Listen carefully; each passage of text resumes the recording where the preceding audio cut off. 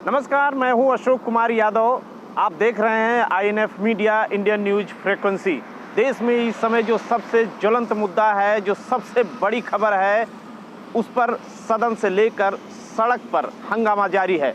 जी हां, हम बात कर रहे हैं किसान आंदोलन की। इस वक्त हम मौजूद हैं यूपी दिल्ली बॉर्डर पर, जहां पर पश्चिमी उत्तर प्रदेश के किसान इस समय आंदोलनरत हैं। आप देख सकते हैं कि यहाँ पीछे पुलिस और किसान यहाँ पर मौजूद हैं। इसके पीछे भी हम आपको दिखाना चाहेंगे कि कम से कम 2 किलोमीटर तक उस तरफ गाड़ियाँ खड़ी हैं, ट्रैक्टर खड़े हैं किसानों के। बड़े सवाल हैं कि किसान के जो साथी थे, लगभग 1 दर्जन किसानों के साथी शहीद हो गए। किसान यहाँ से हटा नहीं। आखिर क्यों? किसानों के ऊपर पुलिस ने आंसू गैस के गोले छोड़े, पानी की बौछार की, उसके बावजूद भी किसान यहाँ से हटे नहीं। आखिर क्यों? किसानों का आंदोलन हरियाणा और पंजाब या सिंध बॉर्डर तक सीमित नहीं है, बल्कि पश्चिमी उत्तर प्रदेश के किसान भी उसी लय में नजर आ रहे हैं। वो भी यहाँ आके बॉर्डर पर जम गए हैं। सिर्फ इतना ही नहीं, देश के तमाम जगहों पर किसानों के जो नेता हैं, उनकी अगुवाई में लोगों ने धरना प्रदर्शन किया, अपनी मांग को सरकार से रखा, लेकिन सरकार सुनने को तैयार नहीं। फिलहाल आपको हम ये भी बता दें कि तमाम सारे राजनीतिक दल भी किसानों के समर्थन में आए, अपनी बात को कहा, जगह जगह पे धरना प्रदर्शन किया। उत्तर प्रदेश में समाजवादी पार्टी ने 7 तारीख को किसान यात्रा निकालने की कोशिश की, लेकिन योगी सरकार ने उसको सफल नहीं होने दिया। उसके बाद 8 तारीख को विपक्षी दलों ने मिलकर भारत बंद का आह्वान किया, लेकिन उसके बाद भी सरकार पीछे हटने को तैयार नहीं।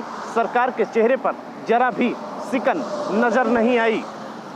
बात किसानों की है, इसलिए मोदी सरकार भी कदम फूंक फूंक कर रख रही है, क्योंकि वो जानते हैं कि ये ऐसा मुद्दा है जहां पर न किसी जाति का नाम जुड़ा है, न किसी धर्म का नाम जुड़ा है, न ही किसी राजनीतिक संगठन का नाम जुड़ा है। इसलिए यहाँ पर लड़ाई सीधे सीधे हो ही नहीं सकती। इस तरीके के आंदोलन अमूमन देखने को नहीं मिलते। 1 दशक पहले इस तरीके का आंदोलन भ्रष्टाचार के खिलाफ जब कांग्रेस की सरकार थी तो आंदोलन खड़ा हुआ था, इसी दिल्ली में खड़ा हुआ था, गांधी मैदान में वो आंदोलन खड़ा हुआ था। उसके बाद कांग्रेस धराशायी हो गई और अभी तक कांग्रेस खड़ी नहीं हो पाई। लिहाजा इस बात का अंदाजा मोदी सरकार को भी है, लेकिन ये अंदाजा किसानों को भी है कि कुछ ऐसे एलिमेंट हैं जिनसे आंदोलन कमज़ोर पड़ सकता है। लिहाजा वो चाटुकार मीडिया जो सिर्फ किसानों की बात नहीं रख रहा, वो सिर्फ सरकार की बात रख रहा है, किसानों की बात नहीं रख रहा है, ऐसे मीडिया को उन्होंने दूर रखा है। राजनीतिक लोगों को भी किसानों ने दूर रखा है, क्योंकि वो जानते हैं, किसान जानते हैं कि अगर राजनीति उनके आंदोलन के अंदर घुस गई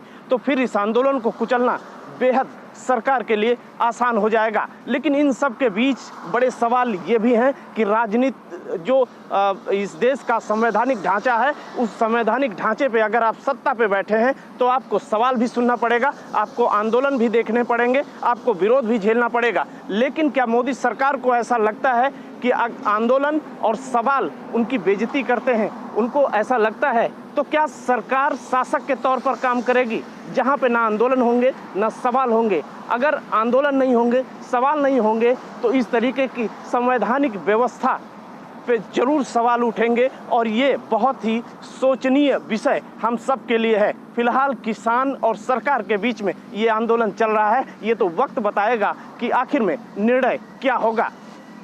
कैमरामैन विजय यादव के साथ Ashok Kumar, INF media, UP.